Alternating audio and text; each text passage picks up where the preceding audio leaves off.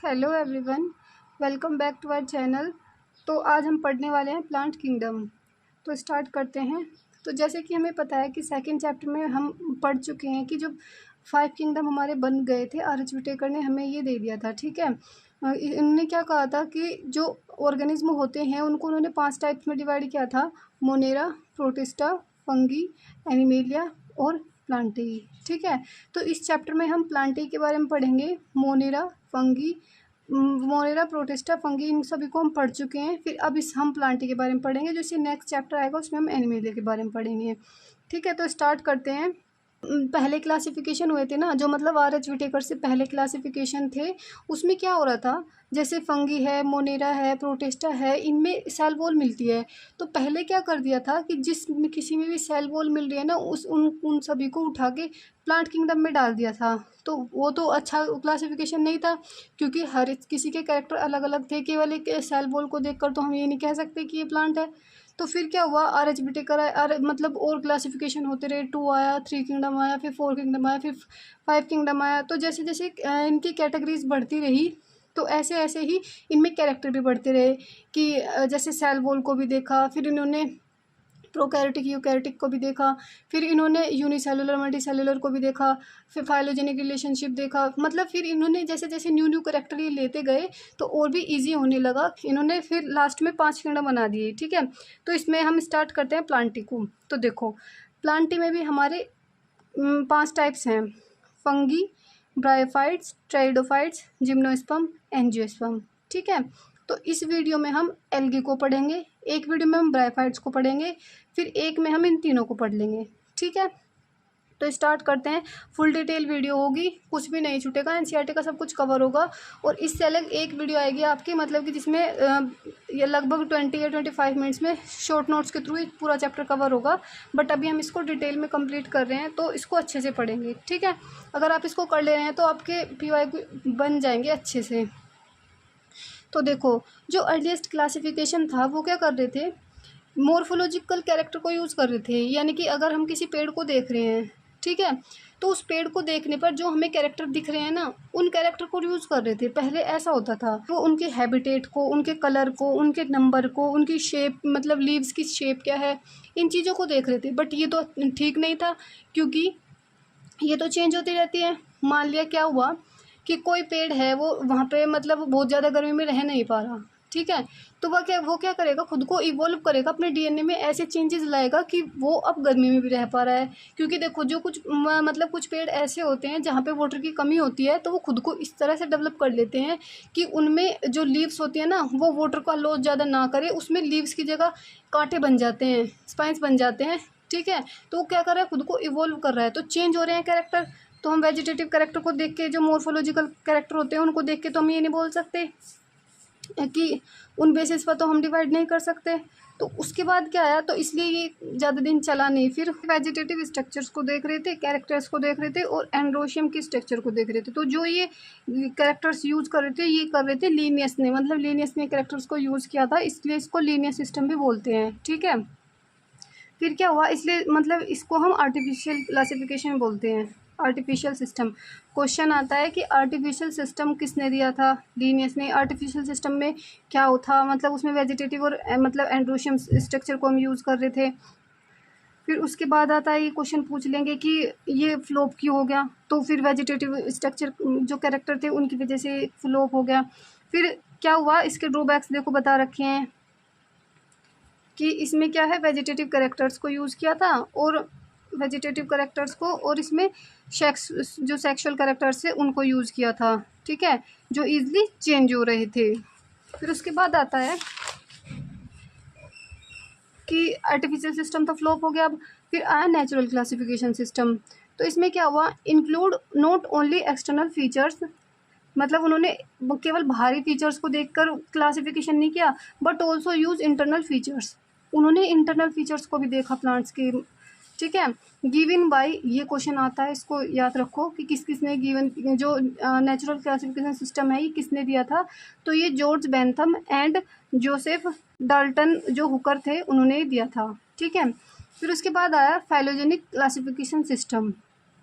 इससे भी अच्छा ये था।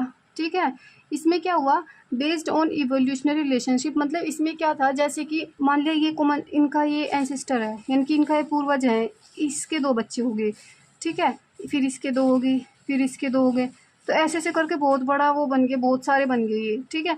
तो इनका क्या है, कॉमन एक एंसेस्टर है, तो इस बेसिस पर लिया था इन्होंने ये, इसमें इस चीज़ को भी इंक्लूड किया था। तो ये बेस्ड ऑन फॉसिल्स, यानी कि फॉसिल्स पर बेस्ड था, इसमें इन्होंने फॉसिल्स को भी यूज़ किया था। Some branches help in this system, तो इस सिस्टम में कुछ ब्रांचेज हैं जो इनकी हेल्प करती हैं, वो क्या है, जैसे कि न्यूमेरिकल टैक्सोनॉमी। अब ये न्यूमेरिकल टैक्सोनॉमी क्या है, इसमें क्या होता है, इंफॉर्मेशन सेव इन कंप्यूटर, यानी कि जो इंफॉर्मेशन होती है उसको हम कंप्यूटर में सेव करते हैं। ईच कैरेक्टर गिव 1 कोड और 1 नंबर, ठीक है। तो देखो इसमें क्या कर रहे हैं ये, कि एक कैरेक्टर को एक नंबर देंगे, यानी कि मान लिया जैसे कि कोई प्लांट है, उसकी लीफ बड़ी बड़ी है, तो उसके कैरेक्टर को दे दिया नंबर 1, फिर कुछ और कैरेक्टर है उसको दे दिया नंबर 2, नंबर 3। तो इन्होंने क्या दिया, किसी भी कैरेक्टर को कोड दिए या फिर नंबर दिया उनको, ठीक है, जिससे ये क्या कर रहे थे, एक साथ में बहुत सारे कैरेक्टर्स को देख पा रहे थे, क्योंकि अगर ये बहुत डिटेल में लिखते हैं उनके बारे में तो नहीं देख पाते एक साथ उनको। तो उन्होंने वो जो कोड दिए उस वजह से इनको सेम टाइम मतलब hundreds of character can be consider, मतलब ये एक साथ बहुत सारे कैरेक्टर इस वजह से देख पा रहे थे, इन सबको स्टोर कर रहे थे कंप्यूटर में, तो इसको बोलते हैं न्यूमेरिकल टैक्सोनॉमी।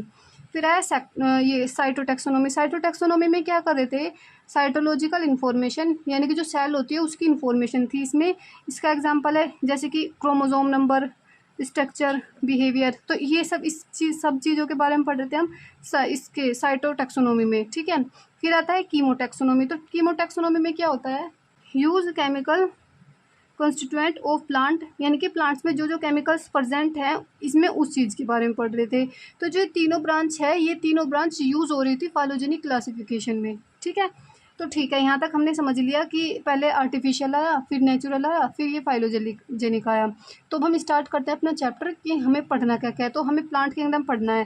तो प्लांट किंगडम हमें पता है 5 पार्ट्स में बटा हुआ है, मतलब उसमें हमें सबसे पहले एल्गी पढ़नी होती है, फिर हमें इसमें ब्रायो पढ़ने होते हैं, ब्रायोफाइट्स जो होते हैं, फिर हमें इसमें टेरिडो पढ़ने होते हैं। और जो ये सीक्वेंस होता है ना, इसमें प्लांट इवोल्व कर रहा होता है, जैसे कि जो एल्गी है वो वाटर में रहने वाली है और इसके पास कुछ नहीं है, ना तो इसके पास वुड है, ना इसके पास ट्रू लीव्स हैं, कुछ नहीं मिलता इसके पास, ठीक है। अब फिर इसके बाद ब्रायो आए, फिर उसके बाद टेरिडो आए, फिर उसके बाद जिम्नो आए, फिर उसके बाद जो एनजीओ थे वो आए। तो इवोल्व करते करते खुद को, तो ये ऐसे ऐसे ही बढ़ते गए, ठीक है। तो अब हम एल्गी की शुरुआत करेंगे, इस वीडियो में हम एल्गी को पढ़ेंगे। तो स्टार्ट करते हैं। तो देखो जो इसकी हैबिटेट थी, हैबिटेट यानी कि ये लार्जली एक्वेटिक था, हमें पानी में देखने को मिलता था।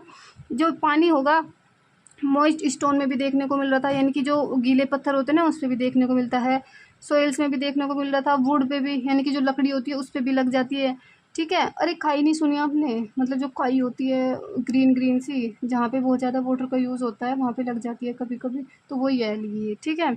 ये लाइकेंस में भी होती है एल्गी, और ये एनिमल्स के ऊपर भी हो जाती है। जो लाइकेंस होता है उसमें फंगी के साथ आती है, और जो एनिमल्स होता है, ये स्लोथ एक बियर होता है, उसके ऊपर ये लग जाती है, क्योंकि वो बहुत आलसी होता है तो वो लेटा रहता है, तो उसके ऊपर ये लग जाती है, ठीक है।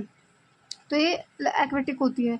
अगर मैं इसके न्यूट्रिशन की बात करूँ तो ये ऑटोट्रोपिक होती है, फोटोसिंथेसिस करती है और ऑक्सीजनिक होती है, ठीक है, यानी कि दूसरों पर डिपेंड नहीं होती, अपना खाना खुद बनाती है ये। और अगर मैं इसके रिप्रोडक्शन की बात करूँ तो इसमें सेक्सुअल, वेजिटेटिव, एसेक्सुअल सभी प्रकार का रिप्रोडक्शन हमें देखने को मिलता है। मैं वेजिटेटिव बता रही हूँ पहले आपको। तो वेजिटेटिव होता है इसमें फ्रेगमेंटेशन के द्वारा, यानी कि एक एल्गी होगी, उसके टुकड़े टूट जाएंगे, वो टुकड़े अलग अलग टूट के जहाँ भी डलेंगे वहीं पे एक नई फंगी का फॉर्मेशन कर देंगे, ठीक है। तो ये तो हो गया इसका वेजिटेटिव। फिर अगर मैं इसके एसेक्सुअल की बात करती हूँ तो एसेक्सुअल में ये स्पोर्स के थ्रू रिप्रोडक्शन करता है। और जो मोस्ट कॉमन स्पोर है वो है जू स्पोर। क्वेश्चन आता है इससे कि मोस्ट कॉमन स्पोर कौन सा है, तो वो जू स्पोर है। अब देखो ये स्पोर बनता कैसे है, जैसे कि ये फिलामेंट हो गया, ठीक है, यानी कि एक एल्गी होगी, एल्गी का एक टुकड़ा हो गया ये, इसमें क्या हुई, माइटोसिस हुई, ठीक है, ये इसमें माइटोसिस हो गई, इसने अपनी संख्या बढ़ा ली, तो इस पे जू स्पोर्स लगे। अब ये जू स्पोर्स क्या होंगे, अलग होंगे, जर्मिनेट होंगे, इसमें जर्मिनेशन होगा, ये जो स्पोर्स जहाँ भी डलेंगे वहीं एक नई फंगी का फॉर्मेशन कर देंगे, ठीक है। तो इसको क्या बोलते हैं हम, एसेक्सुअल। जू स्पोर्स है फ्लैजिला, जो ये जू स्पोर्स होता है इसमें फ्लैजिला भी होता है, यानी कि चल सकता है, पानी में चलता है।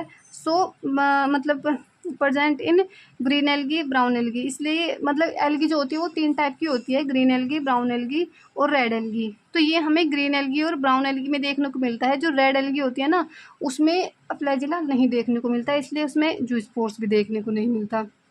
उसके बाद आता है सेक्सुअल। तो सेक्सुअल जो होता है वो फ्यूजन ऑफ 2 गैमेट्स, यानी कि 2 गैमेट्स का इसमें फ्यूजन होता है। उसमें होता है दीज गैमेट्स कैन बी। तो ये गैमेट्स कैसे कैसे हो सकते हैं,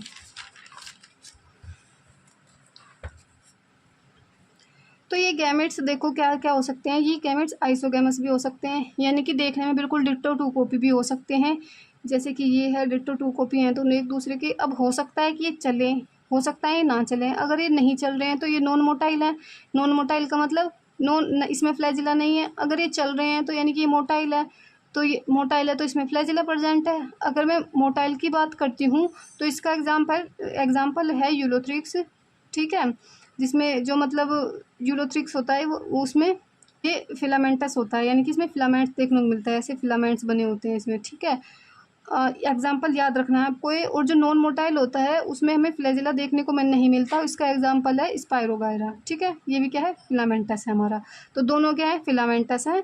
और नॉन मोटाइल का एग्जाम्पल हो गया स्पायरोगायरा, मोटाइल का हो गया यूलोथ्रिक्स। दोनों का एग्जाम्पल इंपॉर्टेंट है, याद रखने हैं, ठीक है। अब क्या होगा कि अब आइसोगैमस तो हमने देख लिया क्या क्या होता है। अब हो सकता है कि वो एनाइसोगैमस हो, यानी कि देखने में बिल्कुल सिमिलर ना हो।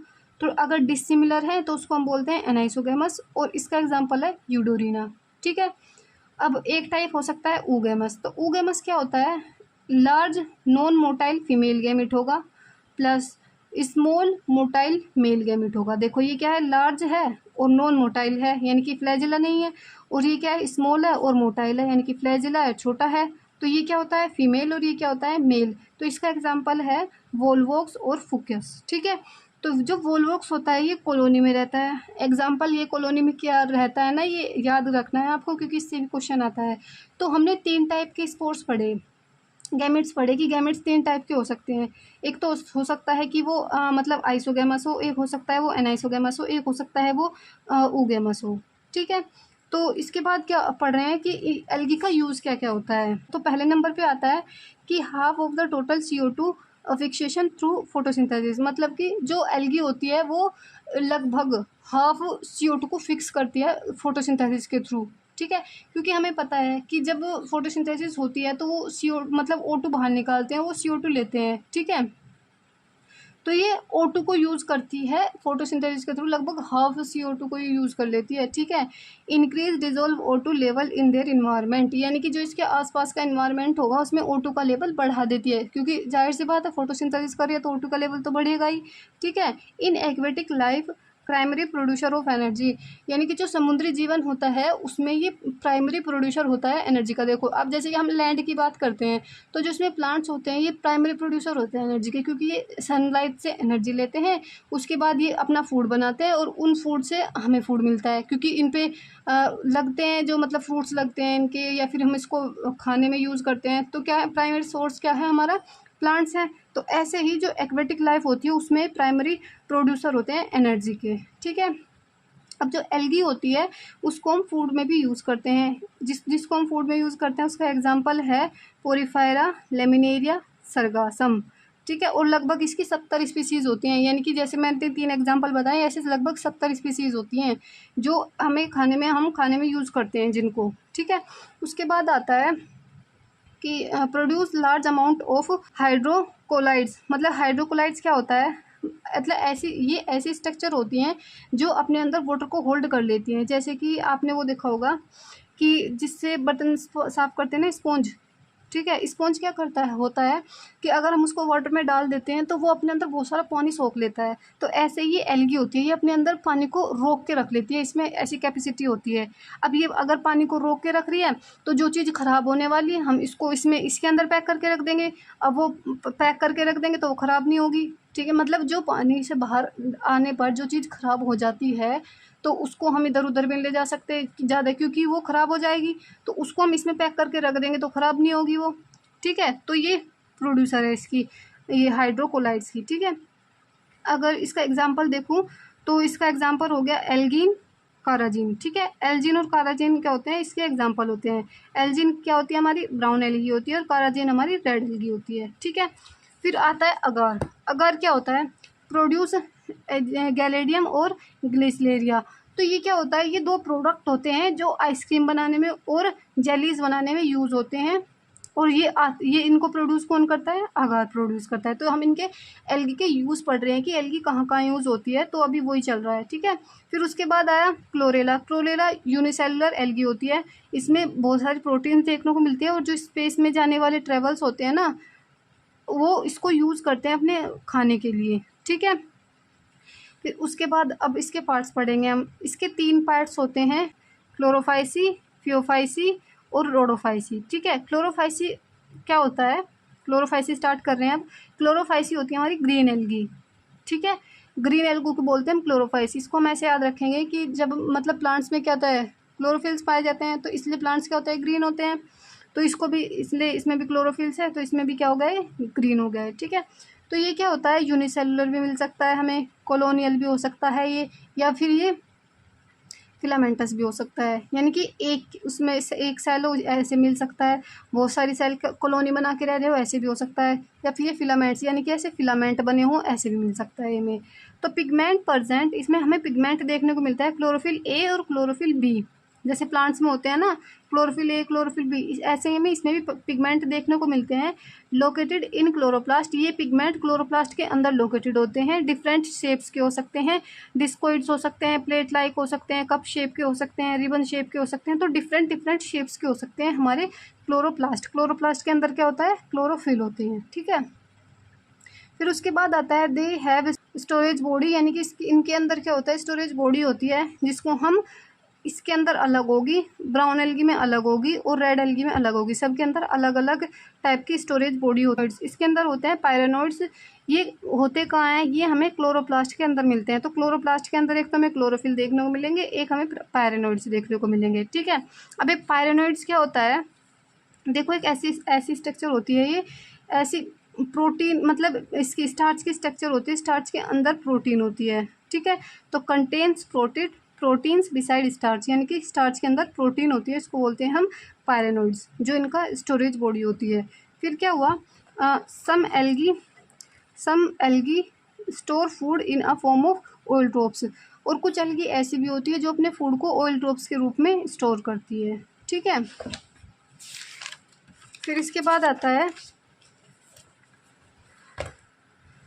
कि जो ये एल्गी होती है, इनकी रिजिड सेल वॉल होती है, मतलब 2 लेयर्स होती है इनकी सेल वॉल में, एक तो इनर लेयर होगी, एक आउटर लेयर होगी। जो इनर लेयर होती है वो सेल्यूलोज की बनी होती है, और जो आउटर लेयर होती है वो पेक्टोज की बनी होती है, ठीक है। फिर उसके बाद आया कि इसमें रिप्रोडक्शन कैसा होता है, तो इसमें रिप्रोडक्शन तीनों टाइप का मिल सकता है, वेजिटेटिव भी हो सकता है, एसेक्सुअल और सेक्सुअल, तीनों टाइप का मिलेगा।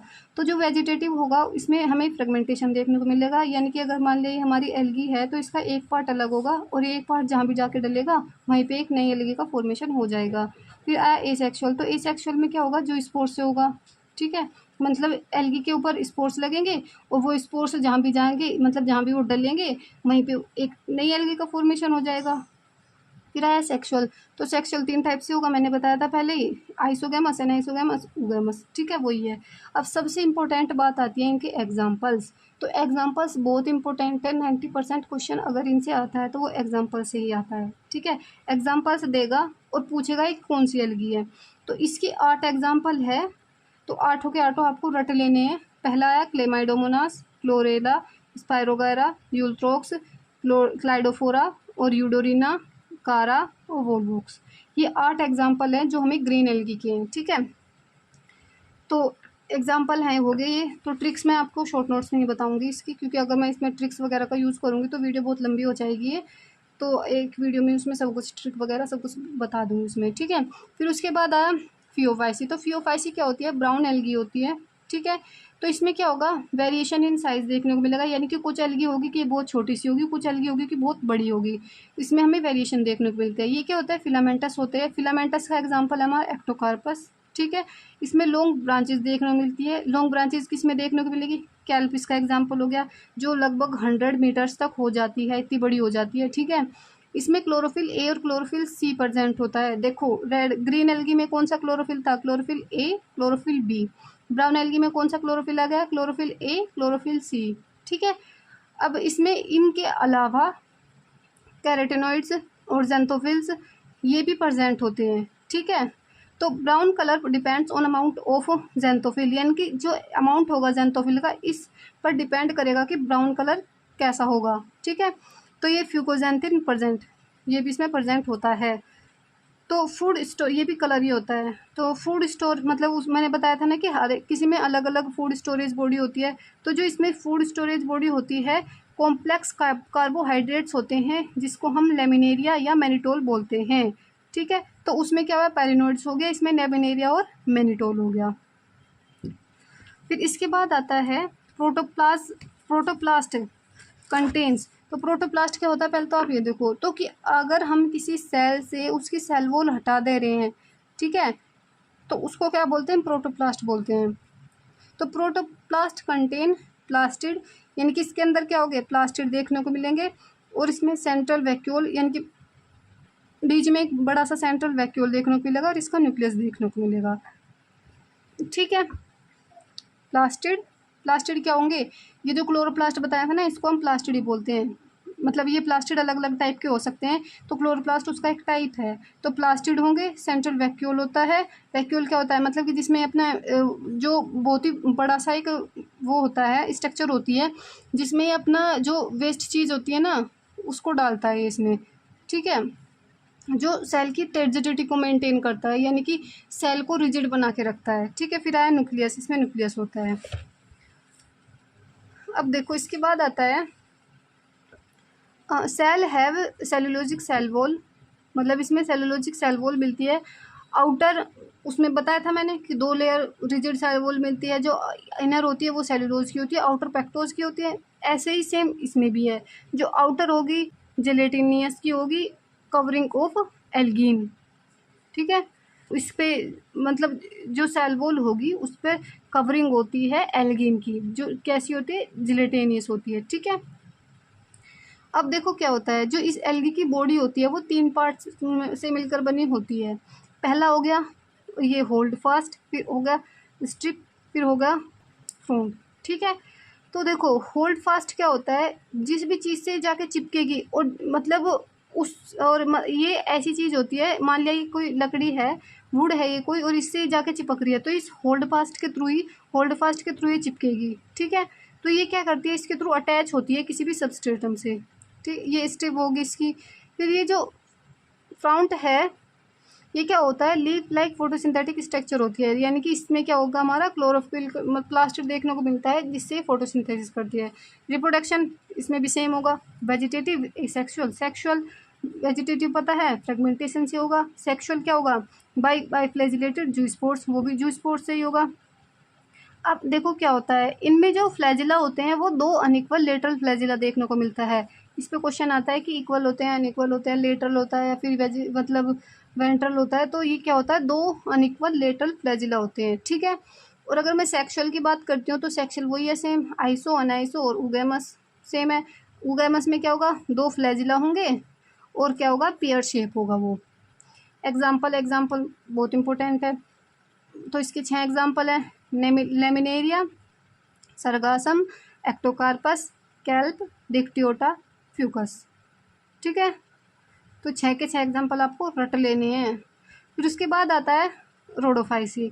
तो रोडोफाइसी में क्या होता है, इसको हम रेड एल्गी बोलते हैं, इसको हम ऐसे याद रखेंगे। रोडो का मतलब रेड होता है, पर आर से आर और आर से रेड, रोडो आर से रेड। ठीक है, तो जो इसमें पिगमेंट्स होंगे उसको बोलते हैं, जो पिगमेंट्स प्रेजेंट होते हैं वो होते हैं आर फाइको इरेथ्रिन, इसमें पिगमेंट्स होते हैं।